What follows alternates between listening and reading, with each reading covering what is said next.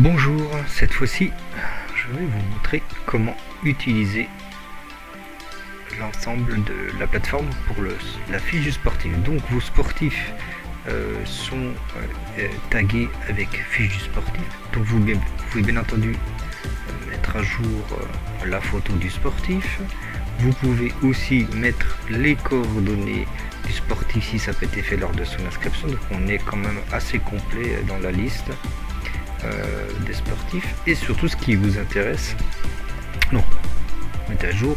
Et ici vous avez l'adresse mail là, et là ça envoie directement un courrier de réinitialisation de compte. Donc ça donne des informations avec le login et le mot de passe. Si jamais votre sportif l'a perdu, ça lui évite d'aller sur la plateforme. Vous cliquez, ça envoie à l'adresse mail ici, vous cliquez envoyer et c'est parti. Ça c'est automatique. Donc la fiche du sportif, elle se présente de la manière suivante. Donc vous avez ici l'historique de vos importations. Ici vous avez vos importations Cubios, les blessures et le suivi longitudinal. Par défaut, la dernière importation que vous avez réalisée se trouve sur la page principale. Si vous avez fait un test du jour, vous aurez le radar. Si vous n'avez pas fait test du jour, vous aurez la dernière en cours. Avec Sylvain, on a mis au point les différents compteurs de power, de régénération et de niveau d'activation. Ça, je l'expliquerai dans une prochaine vidéo. Donc ici, ça vous permet de naviguer dans vos différents tests. Ici, vous avez l'ensemble de vos tests, et ici, vous retrouvez le fichier Cubios brut. Voilà, je vous montre tout ce qu'il y a dedans. Voilà, c'est ça que le logiciel analyse quand vous faites votre importation. Donc tout est tracé, tout est gardé dans la base de données. Donc ensuite, vous avez ici les positions debout, les positions couchées, et vous avez la différence avec le test précédent.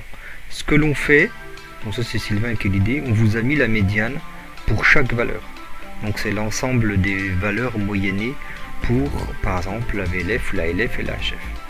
Ici, vous avez le delta de la différence par rapport au dernier enregistrement. Donc la fréquence cardiaque était de 46,02 en moyenne, et là aujourd'hui, le dernier enregistrement était de 48,88, ce qui fait une différence de 0,86. Les codes couleurs ont leur importance, car quand c'est au-dessus, c'est rouge, quand c'est en dessous, c'est vert. Et réciproquement pour l'ensemble, enfin pour une partie des données, pas toutes, parce que toutes n'ont pas leur importance, mais on a fait ceci pour la variation couchée et la variation debout. Ça c'est facile, hein, ça vous permet d'aller dans un enregistrement du 7, et automatiquement le 8 est passé en 7 et le 7 devient votre dernier enregistrement, puisque ici on est sur le 8 janvier. Celui d'avant, donc l'antipénultien enregistrement, était le 11-9. Donc si vous cliquez sur le 11-9, il devient l'enregistrement du jour. On va à l'avant-dernier enregistrement, l'antipénultien, et ainsi de suite, et ainsi de suite. Donc vous pouvez vous balader dans ce test dans vos tests assez régulièrement. Ensuite, vous avez la possibilité. Donc vous voyez, ce jour, les powers sont à 0, c'est normal, on n'a pas fait d'importation. Donc en fait, je vais prendre le dernier enregistrement, qui est le 11, et là, on retrouve les powers qui se mettent à jour. Donc, vous pouvez ici mettre un commentaire. Tac, tac, tac, tac, vous mettez du commentaire, vous enregistrez votre note, vous avez une information comme quoi c'est bien enregistré. Donc là, pas de problème. Ensuite, vous avez les différentes positions, couché, debout et index de Hopper. Donc pour l'analyse debout, l'analyse couchée, vous avez juste un clic à faire et vous pouvez vous balader dans vos données.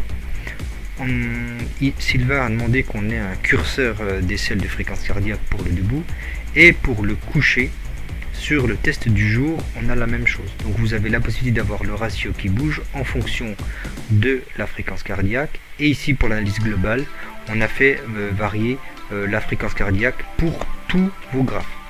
Donc je vous laisserai prendre le temps de regarder, ça c'est des indicateurs qui vous sont propres, vous, en tant que coach sportif.